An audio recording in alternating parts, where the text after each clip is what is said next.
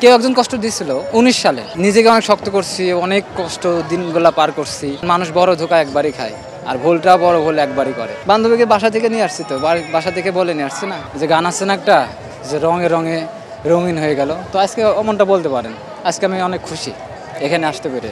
সাথে বান্ধবী আছে, লগে বন্ধু আছে, মনটা তো ভালো হতেই পারে। না, গতবার আসতে পারছিলাম না কাজের ঝামেলায়, তো এবার আসছে। অবশ্যই পরিকল্পনা ছিল। আমি কয়দিন আগে তো ভাবছি যে আমি আজকে যাই হোক, আজকে ফ্রি থাকবো, কোথাও কোনো জায়গায় যাবো না, এখানে আসবো। এখানে আসছি, যে কনসার্ট দেখছি, মানুষজন দেখছি। আসল কথা কি, কষ্ট পাওয়া মানুষ যখন বেশি মানুষের ভিতর যখন থাকে, তখন তাকে নিজে অনেকে হালকা লাগে। তো বলতে পারে না, আমার আজকে অনেক হালকা লাগছে, ভালো লাগছে। আছে একটা, সবার জীবনে তো কষ্ট থাকে, আমারও আছে। কষ্টের কথা না বলাই ভালো, কারণ কষ্টের মূল্য তো সবাই দিতে চায় না, ঠিক আছে? এই জন্য বলতে চাচ্ছি না। তবে কেউ একজন কষ্ট দিয়েছিল ১৯ সালে, ঠিক আছে? তো সেখান থেকে নিজেকে অনেক শক্ত করছি, অনেক কষ্ট দিনগুলা পার করছি, ঘুমায়ে না খায়ে অনেক খারাপ অবস্থায় দিনগুলা গেছে।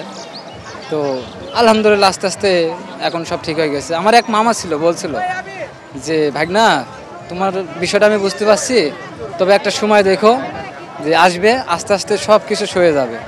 তো ওই মামাটার কথা আজও আমার মনে রয়ে গেছে।